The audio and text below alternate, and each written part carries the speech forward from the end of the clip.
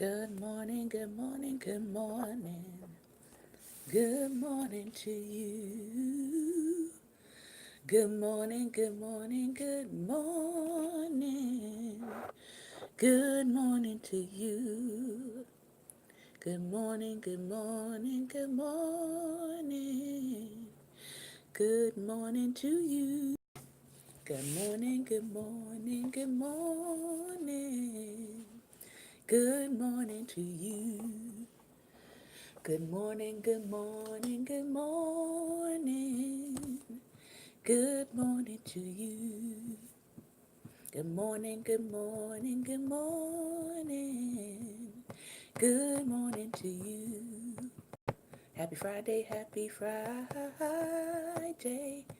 Happy Friday to you. Happy Friday, happy Friday.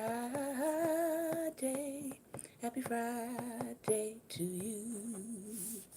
Good morning, good morning, good morning, good morning, everyone, and welcome to Daring Dot. I am your host, Shantae Charles. I hope that everybody is having a great and wonderful day. It is Friday. It's amazing how quickly the week has flown by, literally. But I feel accomplished this week. And I'm very excited about what God is going to do, even in His speaking to me for Sunday. I like to spend my Friday afternoons and my Saturdays just sitting before the Lord and listening to what He has to share with me for His people. So sometimes He speaks to me earlier in the week and I start charting things down, but most of the time, when I settle down into my weekend, is really when I begin to hear God just give me downloads for what He wants to share on Sundays. So most of you know that on Sundays we have our ministry at 2:30. Really, it's at 2 p.m. if you're personally with us. That's our time of praise and worship before the Lord. And at 2:30, we begin to break open the Word and share with you what God has given. And so for October and possibly into November, we're going to be looking at crosses and conflict and all of that good stuff. And we're in the book of Acts. So if you're interested in joining us in that ministry time, you can meet me online 2:30 p.m. Eastern Standard Time if you are an online partner. Obviously, if you're in the DMV, I encourage you to join us in person, and you can find all of our address information on our Facebook page, Life Nation. All right, so if you want to come join us in person and experience the Lord's power amongst us, you can join us in person. All right, so let's get into today. I want to give this word to you. I was in another group ministering to a group of women earlier this week, and I was ministering to them on the obedience driven life. And I wanted to share with you all what the word obedience actually means because as we're looking at our health, as we're looking at our wealth, and as we're looking at our finances, I believe that a huge part of that is obedience and doing what God is telling you to do in those areas. I know for my own health, if I had not obeyed God and looked into my health deeper, I probably would not be before you all today. I'd probably not be here. Somebody would probably be planning my funeral because of the health challenges that I had that were things that you could not just tell by looking at me, but literally they were life threatening. And so I want to share this word obedience with you first before we get into our other books today. All right. The word obedience in the Hebrew is the word Shema. And that word Shema means to hear, to listen, and to hear with reverence. To hear, to listen, to hear with reverence. And then as I did a little further digging, it gave a more specific definition of Shema. It means to hear or to place your hearing under the authority of another's voice. Think about that definition. So when I obey God, what I'm doing is I'm taking my hearing, all right? I'm taking my hearing and I'm placing it under the authority of God's voice, so that what I hear is now under the authority of God's voice. So that means if I hear myself saying something crazy and it goes against what I know the voice of God is speaking, then I don't follow what I hear myself saying. I follow what I hear the voice of God telling me to do. If I hear someone giving me some advice and the voice of God says that worked for them, but it will not work for you, then I'm going to take what I heard and I'm going to place it under the authority of the voice of God. And I might tell that person, well, listen, that was a great plan for you. That was a great plan for your life, but God is leading me in another direction. Doesn't mean that that person was wrong. Doesn't mean that that person had bad intentions for me in trying to give me their advice that worked for them. But again, if I'm obeying, I'm taking everything that I hear and I'm placing it under the authority of God's voice. So when we obey God, that is what we're actually doing. When Abraham obeyed God and he was up on the mountain and he told his son Isaac, we're going to worship, right? And Isaac got up there and he said, well, Father, I see the wood. I see the altar, but where's the sacrifice, right? And so when Abraham was getting ready to make that final move, and the angel of the Lord came in and said, don't kill him, there's a ram in the bush, he obeyed the voice of the angel who came as a representative of God, and he did not follow through with sacrificing his son. Now, had he sacrificed his son, he would not have obeyed God. Get it? Good. So what does that require? That requires that we not only have to hear God one time, but we have to keep on hearing God, and we have to hear him progressively, meaning that means we have to stay in tune with what God is saying to us. All right. Some of us start off well. We hear one piece of what God is telling us to do and we run with it. And then we don't hear further instructions, or we don't wait to hear further instructions. We just go off of the first thing we heard. So even like Abraham, he didn't just, he heard the initial instructions, but he also heard the preceding instruction not to kill his son, that there was a ram in the bush. And he was able to look up and he saw the ram caught in the thicket and sacrifice the ram. Now, had he not been listening for the progressive voice of God, he would have sacrificed his son. Then we'd be hearing another story in Genesis. All right. So the word obedience not only means to hear, it not only means to hear with reverence, it also means to worship. So if you're saying that you're worshiping God, you can't truly say you've worshiped God unless you've obeyed him. And you're not truly obeying God unless you're worshiping him. All right. They are tied together. So let's start off today with Wealth Can't Wait. This is part 2. We're moving into embracing the mindset that builds wealth. Embracing the mindset that builds wealth. And this is chapter 12, Think, Then Grow Rich. And I believe there's a whole book called Think and Grow Rich by Napoleon Hill. Most business people, if you're in business, most people have that book and have read it.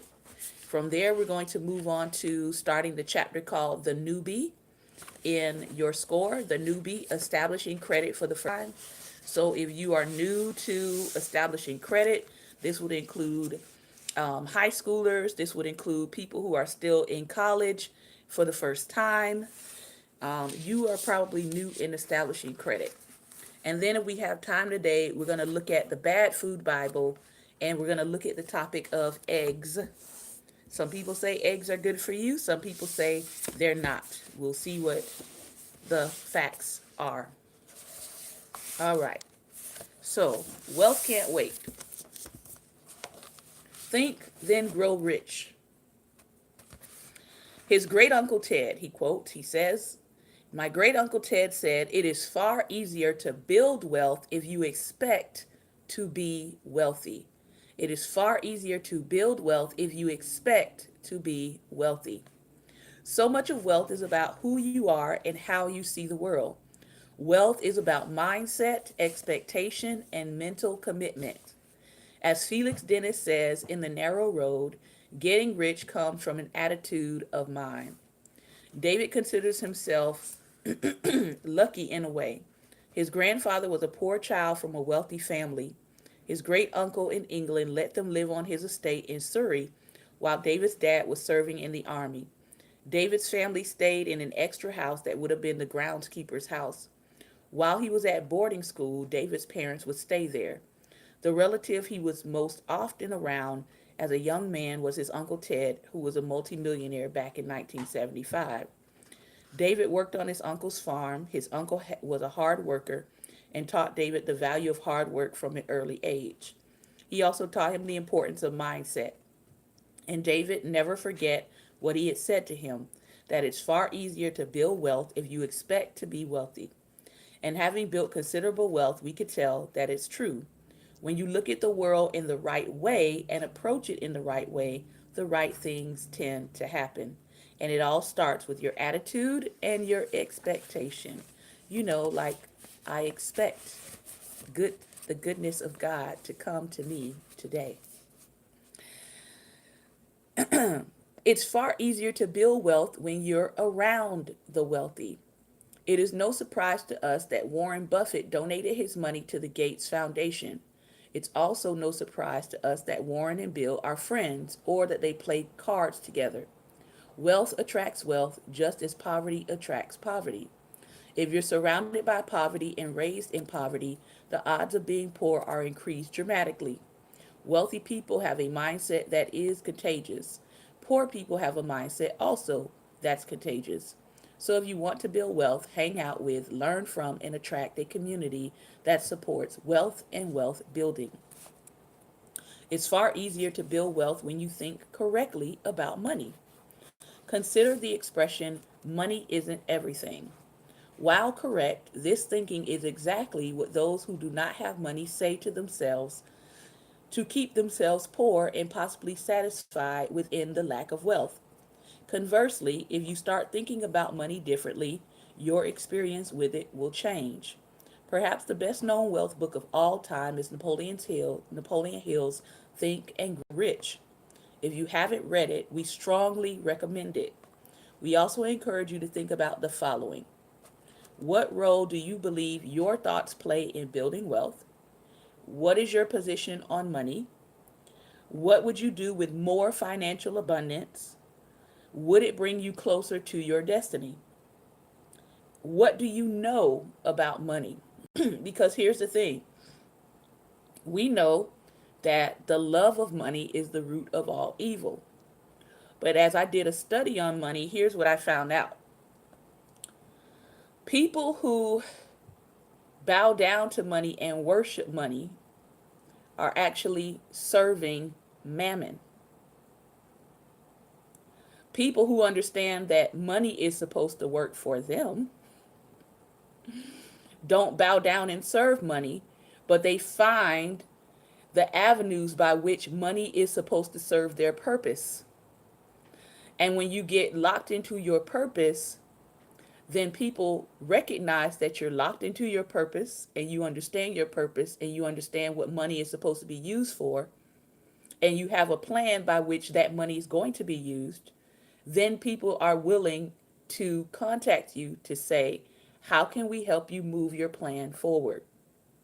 But on the other hand, if you worship money, you too will find opportunities to gain money, except you will be slave to it and you won't be master over it. Which is why the other day when I was waiting on my car to get serviced, and I was in the waiting room and they had the television going. And all I could see was, I think it was Let's Make a Deal was on this television screen, and there were people on there dressed in ridiculous costumes, all for the purpose of coming on a show to get money. Money, when you serve it, or when you become a servant to it, or when you become a slave to it, will have you doing things that you never would have done in your right mind. All right? But when you have the wrong perspective on money and finances, you will find yourself doing anything to gain it and anything to keep it. So when we look around us and we see people who have lots of wealth, but they're doing crazy things, or they have lots of wealth, but they don't know what to do with it, it's very, very sad. Well, to me, it is. It's very sad. So the writer says, consider that last question. What do you know about wealth? Because if you don't come from an abundant perspective, building wealth will not follow. For instance, do you know money isn't everything? Do you know the love of money is the root of all evil? Do you know it takes money to make money?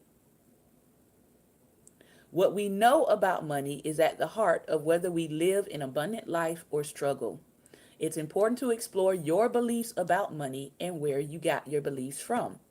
For many of us, unlearning is quite important. Are you willing to unlearn the ideas that keep you exactly where you are? Choose wealth, choose abundance, and do not let any doubt creep between you and your destiny. If you know that your destiny, in order to fulfill it, is going to take lots of wealth, then you must change your mindset about receiving wealth. I'm going to say that again. If you know that your goals in life, if you know that the plan that God has laid out for you, if you know the people that you're called to touch and serve and minister to, if you know that the plan that God has showed you is going to take wealth, then you have to change your mindset about receiving wealth. All right? Wealth Accelerator. If you're willing to learn and unlearn, to choose to be that which you seek, to be a person of wealth, to be a Joseph was, and to do those things that lead to wealth, then nothing will stop you from achieving this goal of wealth building. Mark Twain said this, it's not what you know that hurts, it's what you know ain't so. All right? So that is a little encouragement for you today about building your wealth mindset. Again, Think and Grow Rich by Napoleon Hill is a great book. If you are an entrepreneur, if you are starting out, it is a great book to pick up and read. Chapter 9, The Newbie Establishing Credit for the First Time, and we're reading from Your Score. I'm not that old, the writer says, and I didn't go to college all that long ago. But it was a different financial world in the 1990s. I can attest to this because I went to college in 1995, graduated in 2000, and the world of college and finance has definitely changed since I was in college. Credit card companies were doing all they could to bring young people into the game back then. They were offering low interest cards to pretty much anybody who walked by a table at their college's student union. It was a credit feeding frenzy to find new clients, and almost every credit card company was a part of it. Now, I knew enough going into college during that time.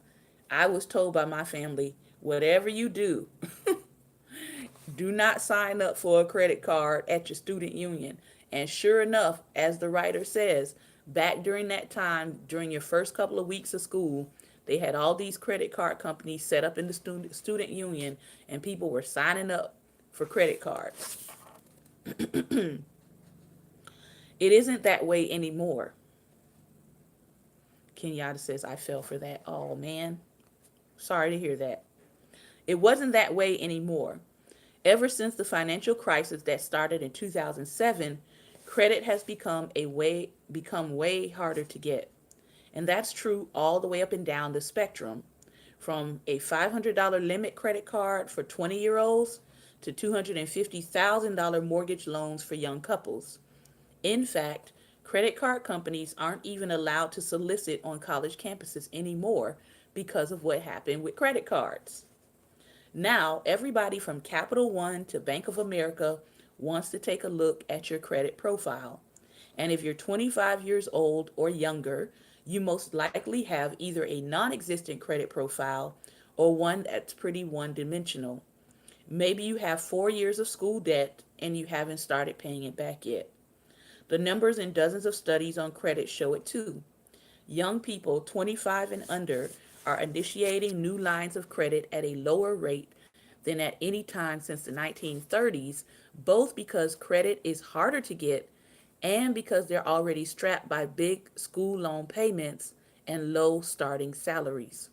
Now, if you want to enter the world of consumer credit as a young person, or even as somebody over 25 who is coming to the United States to work from somewhere else in the world, you need to have a plan.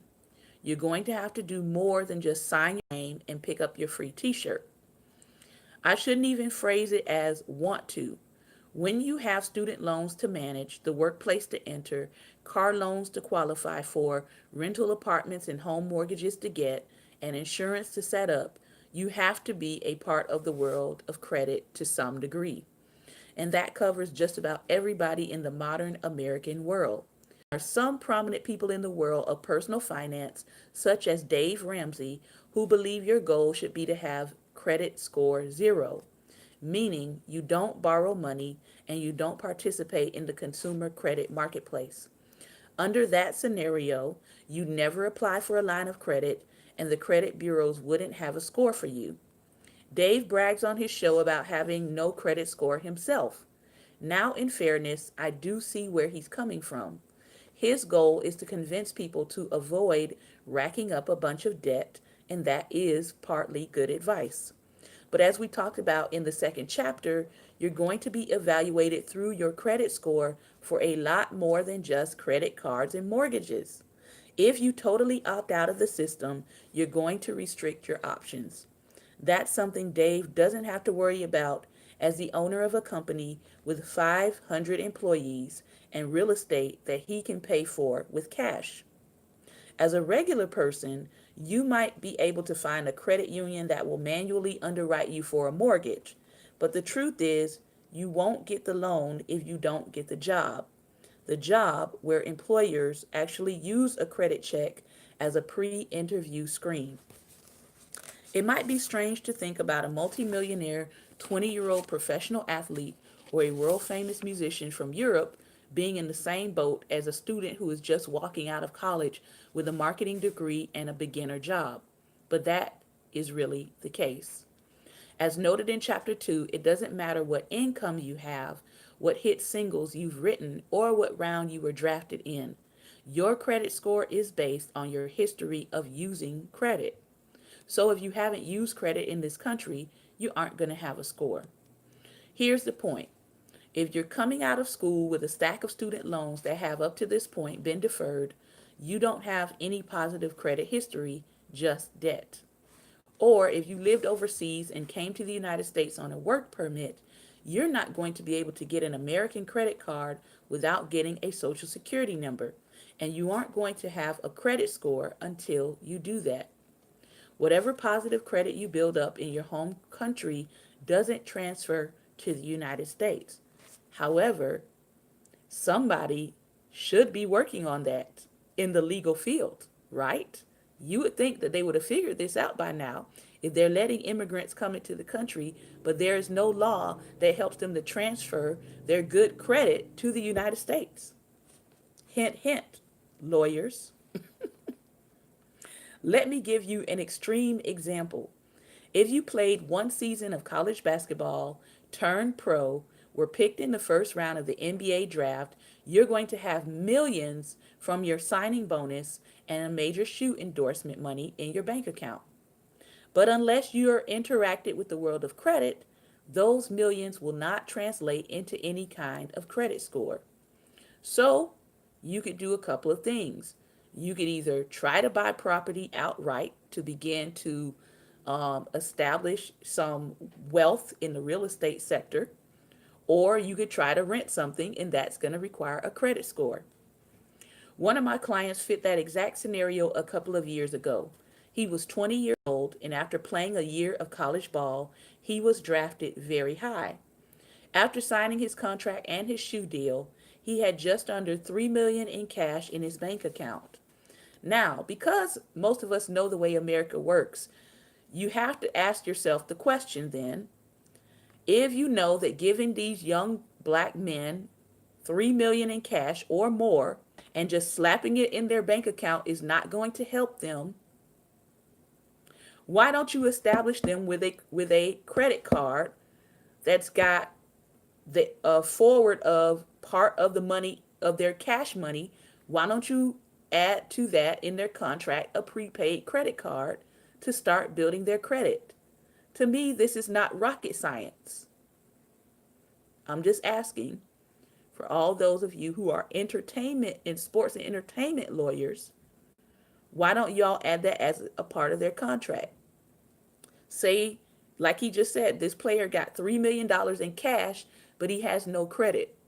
So why not let a part of his contract be a secured credit card with his money on it already for like 100,000, which would help him to build credit immediately. I'm just thinking out loud. All right. So he went out, this particular player, he went out and bought himself a new car. But when he tried to insure it, he couldn't find a company that would give him a policy. Now, isn't that foolishness? He's got $3 million in cash, bought a car, and can't insure it because he has no credit. His manager called me to see if I could help straighten out the problem. We started by pulling his credit from each of the three bureaus. According to two of them, he didn't have any score. He was basically a non-entity. So, musicians, entertainers, sports people, part of the team of people that should be helping you with contracts is someone who oversees your credit, someone who oversees your accounting, and not just someone who helps you sign a $3 million cash deal. Right? All right. With the third, he had a score, but it was in the 500s. Good morning, love. Back in high school, he had been hit with a medical collection for a copay he had through his mother's insurance. He didn't know anything about it, and it had followed him for 4 years. The total of the bill that was chasing him and keeping his credit score at 500, $100. Another set of clients came to me after they had relocated from Hong Kong, where they ran a very successful software business. A married couple, they were in the process of relocating to New York City to expand their business into North America.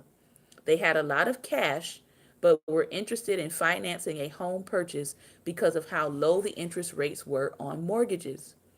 If they were financing a condo in Hong Kong, they would have had plenty of choices. But since their credit history was overseas and they were relocating here, they discovered that they would need to use the American credit system to qualify for their mortgage. Just like the basketball player, the amount of money they had in the bank did not make any difference to the credit bureaus. And it didn't even get them any brownie points with an American bank because they had kept their cash with the Bank of China. A country music star's manager came to me because her client was having trouble getting even basic credit.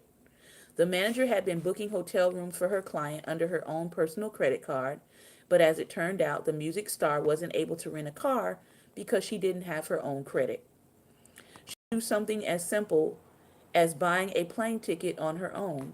Before she hit it big, the singer had spent 5 years waiting tables in Nashville, living paycheck to paycheck.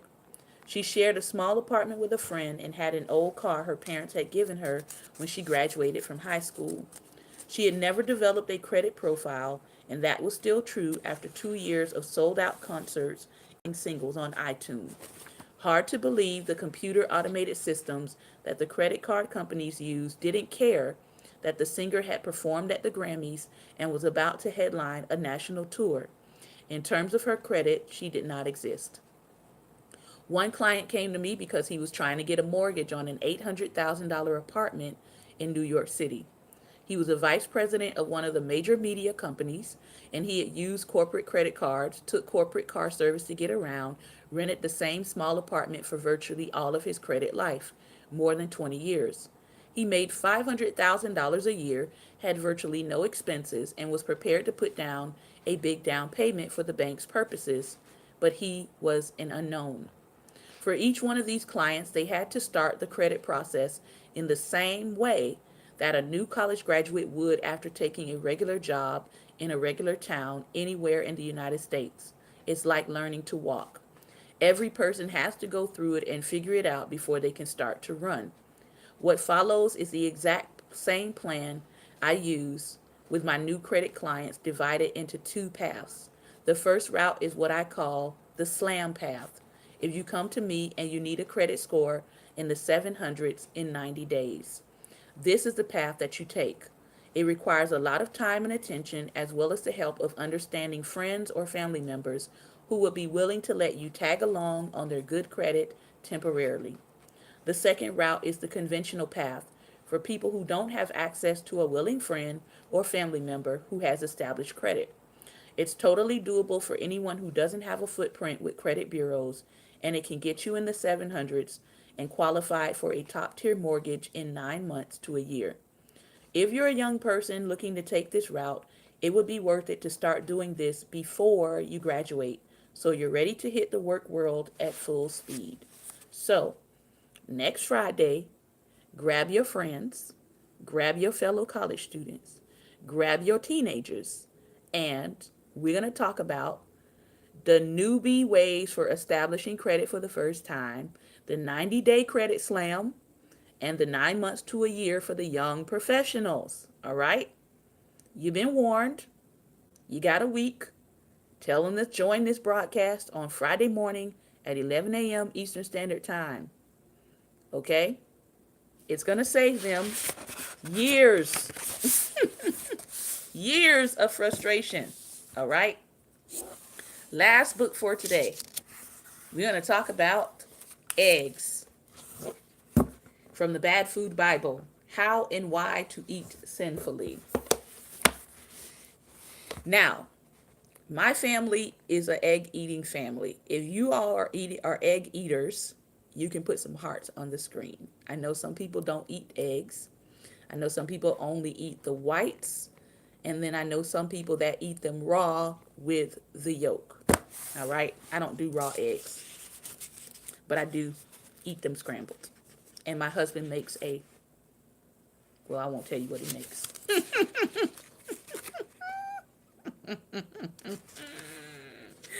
I think I'll keep that secret to myself, because y'all will be talking about when he coming over, when he coming over.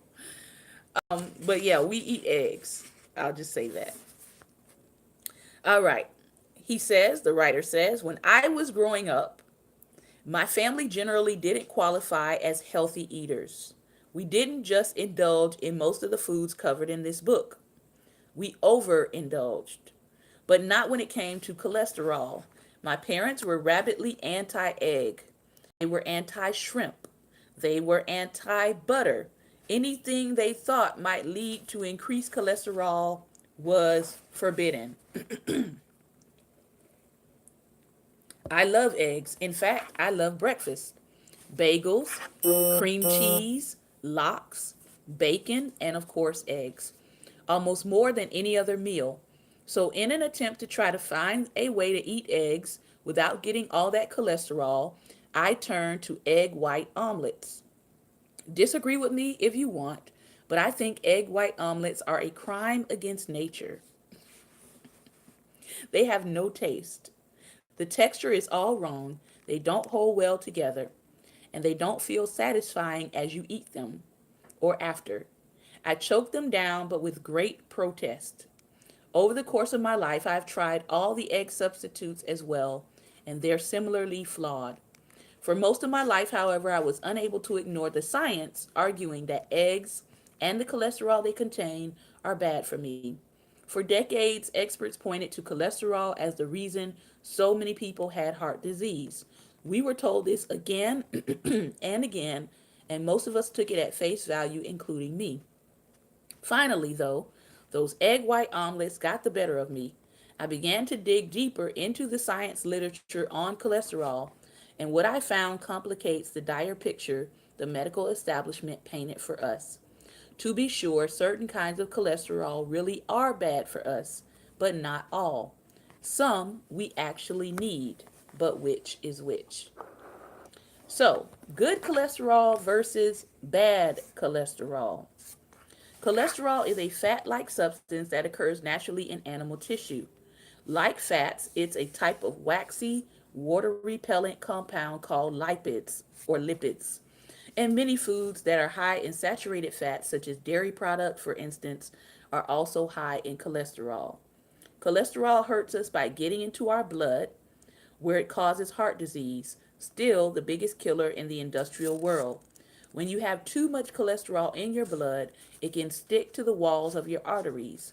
These are the vessels that carry blood away from your heart into the rest of your body.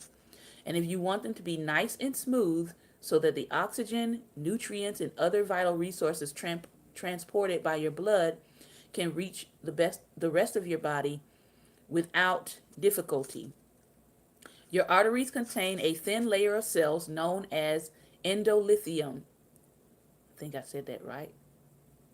No, I didn't. Endothelium, excuse me, which helps to maintain the smoothness of the vessels. High levels of cholesterol, as well as other factors, can lead to damage of the endothelium. That allows cholesterol to bind to and even start to enter the walls of your blood cells. Your body responds by sending in other cells to try to fix the problem, but then that can lead to more problems. Over time, this whole mess solidifies and becomes the plaque. Your soft arteries start to become hard and stiff, and they can become blocked. When your arteries become so blocked that you can't get blood to where it needs to go, that part of your body can develop ischemia, a fancy word for suffocation. When the blockage prevents enough blood and oxygen from getting to your heart, that's what causes you to have a heart attack. When it prevents blood and oxygen from getting to your brain, you have a stroke. None of these things are good, to say the least. My father, now retired, was a general and thoracic surgeon. Growing up, I got to hear about cardiovascular disease all the time. When I was in the fourth grade, I did a presentation on arteriosclerosis, the medical term for plaque building up on artery walls, complete with real x rays that I brought to class. Yes, I was a bit of a nerd. For someone raised to care about heart health as I was, the argument against cholesterol made sense. Heart disease is prevalent and it's horrible. Arteriosclerosis is a major part of it, and cholesterol in your blood is a major part of that. Eating cholesterol must contribute to the problem, right? It has to lead to more cholesterol in your blood. That's what the experts told us, and it took very little effort for them to convince us that we should avoid cholesterol at any cost. But here's the thing, many factors now have been linked to heart disease, and cholesterol is just one of them. In fact, we need cholesterol. It's not poison. The liver makes about 1,000 milligrams of it a day because it's absolutely necessary to create certain vitamins and hormones and build parts of your cells and help digest and move fat around your body. All told, our bodies synthesize 3 to 4 times more cholesterol than most people eat in a day. Clearly, it's important. There are actually two kinds of cholesterol in your body. Low density lipoprotein, or LDL, is the kind that's been implicated in causing arteriosclerosis. We think of this as the bad cholesterol. High density lipoprotein, HDL, is the good cholesterol. The more of it you have, the better you do. Now, if you took any course in college about science, nutrition, and health, you would have learned about these too. When you get your blood tested for cholesterol levels, the laboratory calculates a number of things. The first is likely your total cholesterol. This is the amount of LDL and HDL combined in your blood. It's also the number that most people quote and remember when they're talking about whether their cholesterol is high. But the lab also measures the individual types as well as your triglycerides. Triglycerides are the fat that circulate in your bloodstream and that your body can use for energy. High triglyceride levels are also linked to heart disease. All of these are important, but the exact goals, specifically the right amount of cholesterol you need, are debatable. For instance, my total cholesterol is borderline high, but my HDL levels are also high, so I don't think my high cholesterol is necessarily a bad thing.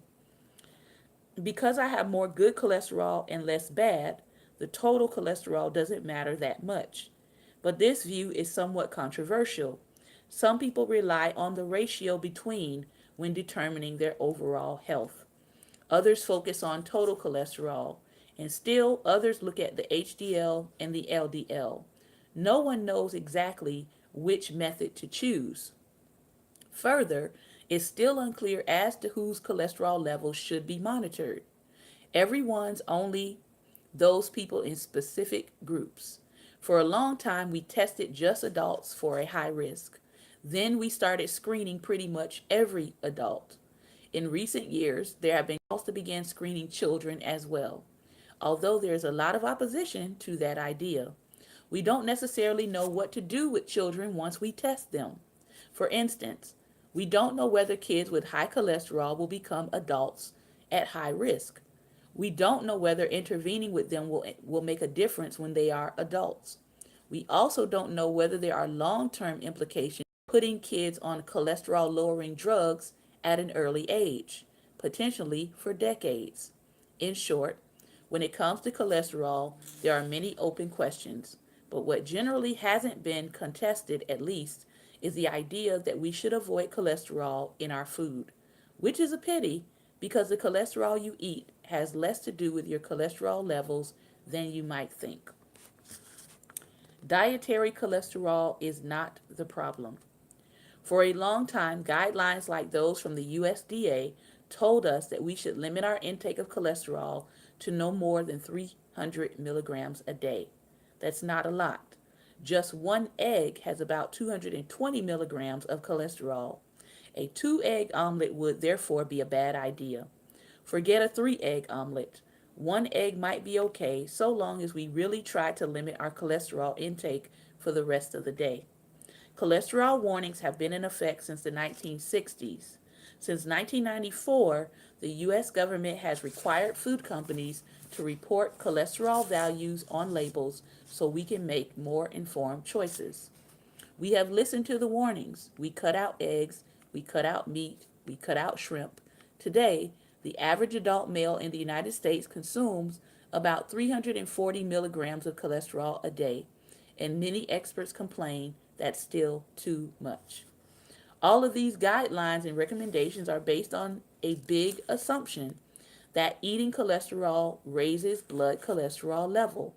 And because it seems pretty clear that high levels of LDL cholesterol in the blood are related to the development of arteriosclerosis, and that is related to heart problems, people who study this sort of thing have told us to minimize the amount of cholesterol we consume as much as possible.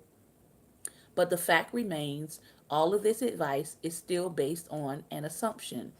We could, of course, design studies to test the hypothesis, and indeed, researchers have done this. For instance, a 2004 study randomized participants in two groups. One group was given the equivalent of more than of more than 3 eggs a day for 30 days, and the other received a placebo. Then they switched the groups so that those who had been consuming the eggs started to get the placebo, and those who had been receiving the placebo started to eat the egg. To see how egg consumption affected their blood, researchers measured their cholesterol after the first 30 days and then after the second. What they found is about 70% of the people are what we call hyporesponders to dietary cholesterol. This means that their blood cholesterol levels have almost no relationship to how much cholesterol they were eating. The results of just this one study might not move you, but there have been many others like it. In 2013, researchers established a systematic review of studies over the previous decade that examined the link between cholesterol consumed and cholesterol levels. 12 met the review study's criteria, and 7 of the 12 controlled for background diet. That is, what the subjects were eating before they began the study, an important variable. Most of the studies that adequately controlled for what people were otherwise eating found that altering cholesterol consumption had little to no effect on blood LDL, the bad cholesterol. Small subgroups of participants with certain genes appeared to be more susceptible to higher blood cholesterol levels resulting from eating foods high in cholesterol. But even in those few subjects, the link wasn't as strong as many had presumed. Thus, we do have relatively good data about the cholesterol question. Most of the studies indicate that there is no relationship between your intake of cholesterol and the amount of it in your body. Yet, even with all of the data, I still get lectures from people telling me that this food or that food has too much cholesterol. I wonder what James Voppel and John Graham would think of these doubters. In 1980, these two researchers ran the numbers on eggs and cholesterol and found that the existing dietary recommendations made little sense. Back then, before many of the randomized controlled trials were done, when most people were still convinced that eggs were the devil, these scientists estimated that eliminating 2 dozen eggs from the diet of a very high risk 48-year-old man might cut his chances of dying before age 60 by 0.5%. To put it another way, they calculated that eliminating 19,000 eggs from your diet over a lifetime might extend your life by 20 days. All at the end, of course, when you're not squeezing as much out of your days as you were when you were younger and subjecting yourself day after day to those revolting egg white omelets. It turns out that many of their estimates were actually conservative. They depended on everyone being a responder to consumed cholesterol. But as we've seen, 70% of us are hyper responders. So eliminating those eggs would likely do nothing at all for those people. Luckily, scientific consensus about dietary cholesterol is beginning to shift, and public opinion seems to be changing along with it. In December 2014, the U.S. Dietary Guidelines met to discuss changes. As you may recall from Chapter 1, this is the group of scientists that reviews all the evidence and makes recommendations to the government about what should be in the USDA dietary guidelines, which are put out every 5 years, and most schools operate by them. After the advisory committee's meeting, the committee published a report in which they acknowledged that cholesterol is not considered a nutrient of concern for overconsumption. To the USDA's credit, when it released the updated guide, it used that same wording. So, Americans can be forgiven for being surprised that their government was suddenly telling them not to worry about how much cholesterol they were eating. For decades, most of us had been watching our cholesterol intake religiously, so perhaps it also shouldn't come as any surprise that this new wisdom has been slow to catch on. When we come back next week, we're going to talk about raw eggs and whether or not they are any good for you. All right. Since I went over several times this week, I am giving you all some time back. I hope that you have a great and wonderful Friday. This has been another episode of Daring Dialogues, and I have been your host. I want you to remember that light is the most daring opposition to darkness, so please go out today and be light. Couple of other reminders. If you are a part of our writing and speaking intensive, remember there's a early bird deadline for October 14th, and then there is a late registration deadline for October 28th. If you're interested in that speaking and writing course that's going to be going on in November, 21 days of intensive, please email me at reachante@gmail.com, because once our registration count is full, we will stop registration. So if you're interested, please email me and I will give you specific details on that intensive. All right. Have a great and wonderful day. If you want to meet me back on the weekend, you can meet me here at 2:30 p.m. Eastern Standard Time, and we will be digging into the Apostle Paul. Have a great weekend. Thank you guys so much for tuning in this week. Take care. Stay out of the drama. Stay out of online drama. Have a blessed weekend, and God bless.